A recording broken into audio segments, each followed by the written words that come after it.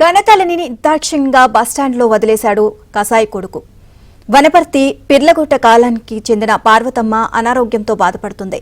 హైదరాబాద్ తీసుకువెళ్లి ఆసుపత్రిలో చూపిస్తామని ఆమె కొడుకు భాస్కర్ నమ్మ పలికాడు. కొడుకు మాటలు నమ్మి తల్లి కొడుకు వెంట వెళ్లగా ఇక ఆమెను ఆత్మకూరు బస్టాండ్లో దించాడు. అక్కడే కూర్చోవాలని అరగంటలో వస్తానని చెప్పి భాస్కర్ వెళ్లిపోయాడు.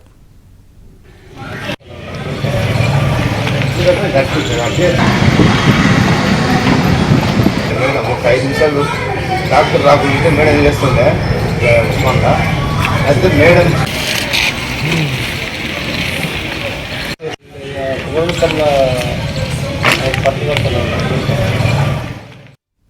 కొడుకు వస్తాడని ఆశగా 3 రోజులుగా బస్టాండ్లో పడిగాపులు కాచింది. ఓవైపు వృద్ధాప్యం, మరోవైపు అనారోగ్య సమస్యలు వెంటాడుతున్న కొడుకు భాస్కర్ కోసం ఎదురు చూసిన పార్వతమ్మకు నిరాశే మిగిలింది.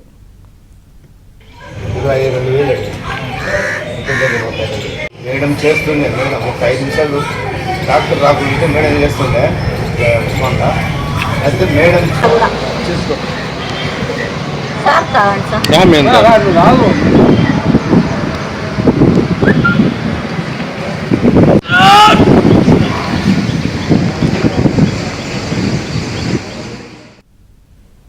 తోటి ప్రయాణికుల సహాయంతో భాస్కర్ కు ఫోన్ చేయగా అతడి ఫోన్ స్విచ్ ఆఫ్ వచ్చింది. పార్వతమ్మ కాళ్లకు గాయం కావడంతో బస్సు ఎక్కలేక ఎక్కడికి వెళ్లాలో తెలియక కన్నీరు మున్నీరుగా వినిపించింది. ఆమెను గమనించిన ప్రయాణికులు పార్వతమ్మ భర్తకు సమాచారం అందించడంతో ఇంటికి తీసుకువెళ్లారు. హైదరాబాద్ చూపిస్తా, నేను గాంధీలో ఉస్మాన్లో చూపిస్తా అని అన్నాడు. అంటే సరే అనుకున్నా, సరే చూపిస్తారు కదా అని అనుకున్నా. చెప్పి నన్ను మొదలు తెచ్చి దింపిండ్రు. ఈయన లేడు.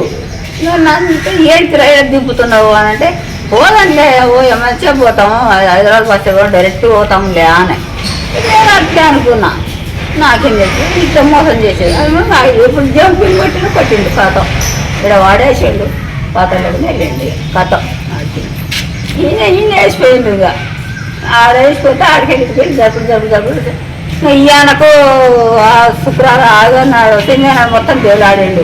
దేవుడితే దొరికిలేట దొరుకుంటే ఆదివారం నాడు సంత కదా, సంతకు తెలుగు ఆయన వచ్చాడు. మంచి పక్కల ఆయన వస్తే ఆయనకు ఏ ఒకడు ఉండమని అంటే ఈ సంగతి ఆయన ఇట్లా అయింది అంటే ఆడు దేవులు ఆడుతున్నాడు, పాపం ఆయన మొత్తం ఏడుస్తున్నాడు, దేవులు ఆడుతున్నాడు అంటే ఇంక సంగతి ఆయన చెప్పు ఇట్లా కుక్కర్లో బస్ స్టాండ్లో ఉందని చెప్పి అంటే పోయి చెప్పగానే సాయంత్రం 6:30 పోకొచ్చింది.